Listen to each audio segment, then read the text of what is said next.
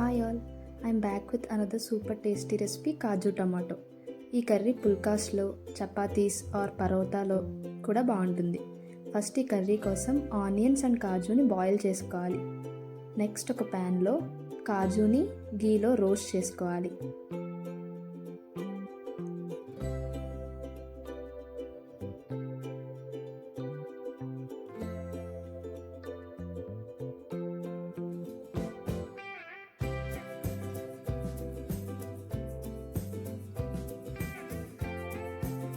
Next garlic, tomato and ఆనియన్స్ని ఫైన్గా chop చేసుకోవాలి.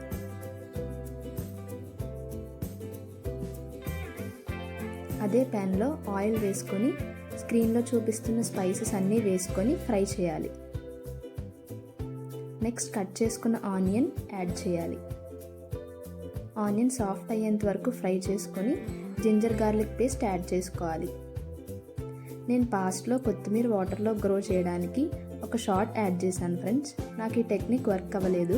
ఈ ప్రాసెస్లో గ్రో చేద్దామని 2 times ట్రై చేశాను, బట్ ఫెయిల్ అయింది. Again back to recipe.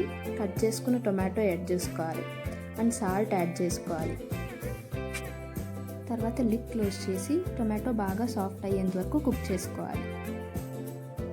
Next ముందుగా బాయిల్ చేసుకున్న ఆనియన్ అండ్ కాజుని గ్రైండ్ చేసుకోవాలి.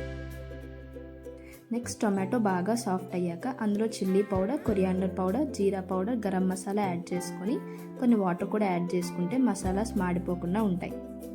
నెక్స్ట్ గ్రైండ్ చేసుకున్న కాజు ఆనియన్ పేస్ట్ అండ్ రోస్ట్ చేసుకున్న కాజుని వేసి 5 to 10 minutes ఈ గ్రేవీని బాగా కుక్ చేసుకోవాలి. లాస్ట్లో బటర్ అండ్ కొత్తిమీర యాడ్ చేసుకోవాలి. మీ దగ్గర కసూరి మేతి ఉంటే యాడ్ చేసుకోవచ్చు. అంతే, kaju tomato curry ready to serve and taste.